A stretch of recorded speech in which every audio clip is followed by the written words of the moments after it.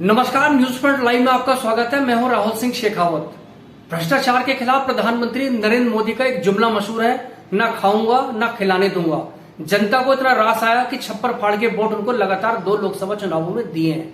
लेकिन अगर हकीकत में देखें तो जिस तरह से भ्रष्टाचारी नेताओं की बीजेपी में एंट्री हो रही है तो लगता है कि नारे में थोड़ा मॉडिफिकेशन करने की जरूरत है। खाओ, खूब खिलाओ और भ्रष्टाचार में फंस जाओ तो बीजेपी में पहुंच जाओ।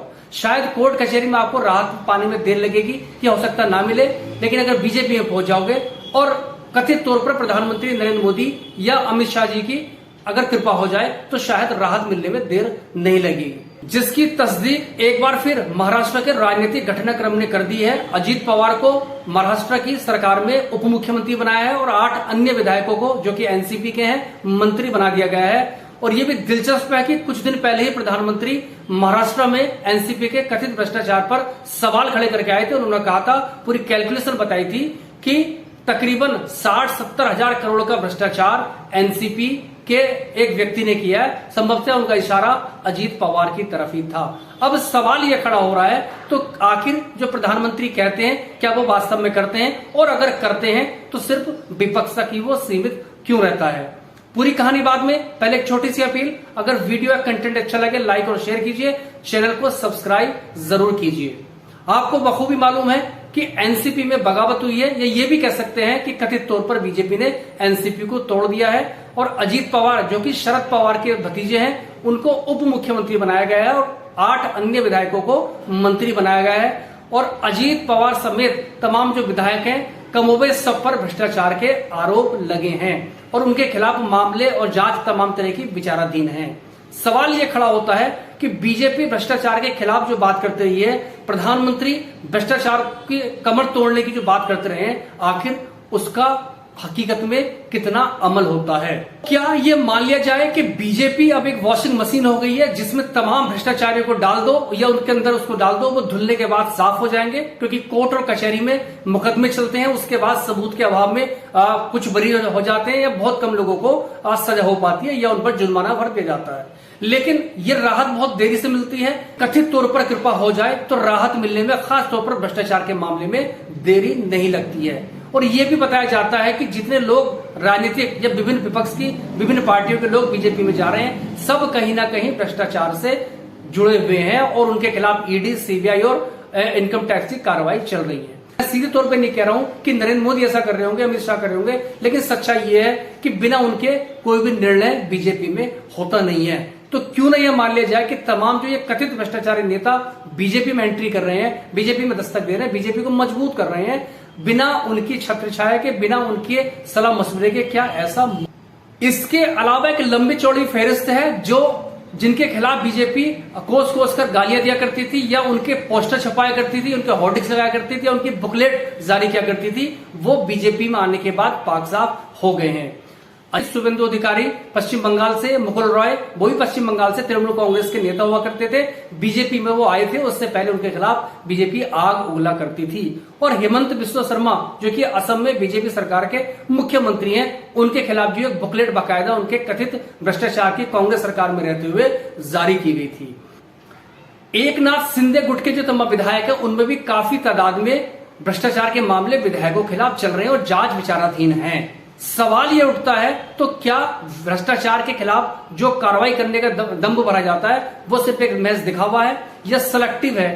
कहने की जरूरत नहीं है कि महाराष्ट्र में कथित सिंचाई घोटाले में बीजेपी अजीत पवार के ऊपर जबरदस्त हमलावर रही है और उसके अलावा जो तमाम जो नेता जो अभी मंत्री बने हैं उन पर भी सवाल खड़े करती रही है। छगन भुजबल जो कि मंत्री बने हैं, वो लगभग एक भ्रष्टाचार के मामले में लगभग 1.5-2 साल के लिए जेल में रहकर आए हैं और अब वो महाराष्ट्र सरकार में, बीजेपी की ईमानदार सरकार में मंत्री हैं। तो ये अपने आप में गंभीर सवाल खड़े करता है। और तमाम नेता, इस कड़ी में उत्तराखंड के पूर्व मुख्यमंत्री विजय बहुगुणा का जिक्र करना जरूरी है, क्योंकि उनके सीएम रहते हुए केदारनाथ में आपदा आई थी और जिसके बाद जो कथित आपदा घोटाला था, जिसके खिलाफ बीजेपी लगातार हल्ला बोल करती रही थी, वो भी बीजेपी में शामिल हो गए।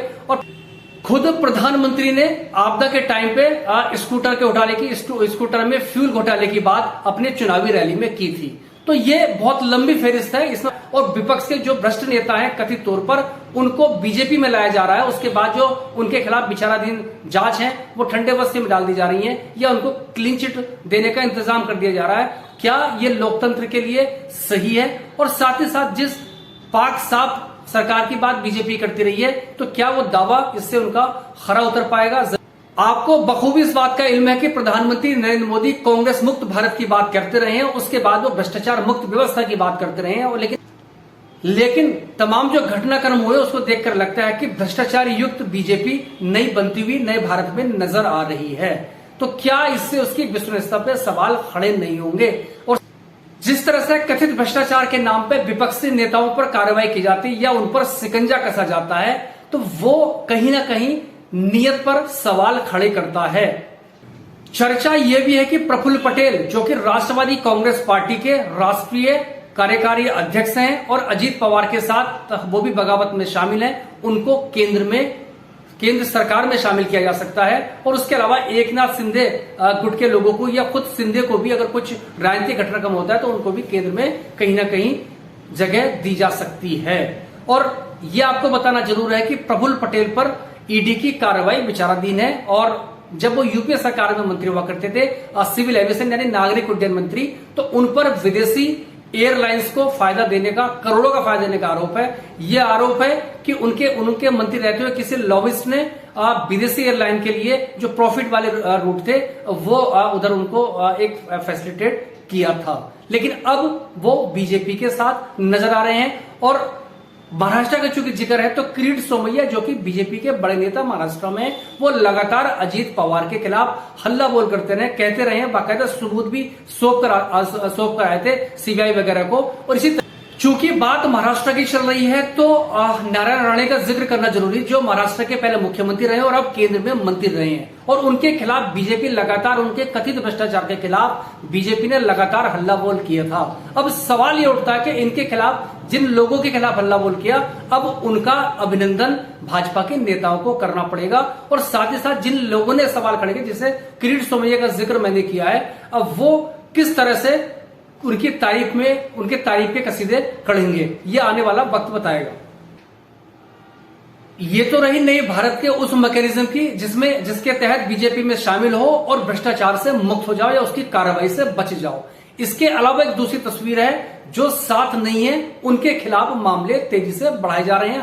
लालू प्रसाद यादव की फैमिली और साथ ही साथ उनके जो बेटे उप मुख्यमंत्री हैं, उन पर शिकंजा कसा जा रहा है और उनके खिलाफ चार्जशीट हो गई है। क्योंकि आप जानते हैं कि एक कथित घोटाला लैंड फॉर जॉब वाला हुआ था, उसके मामले में जो था उनके खिलाफ चार्जशीट हुई है।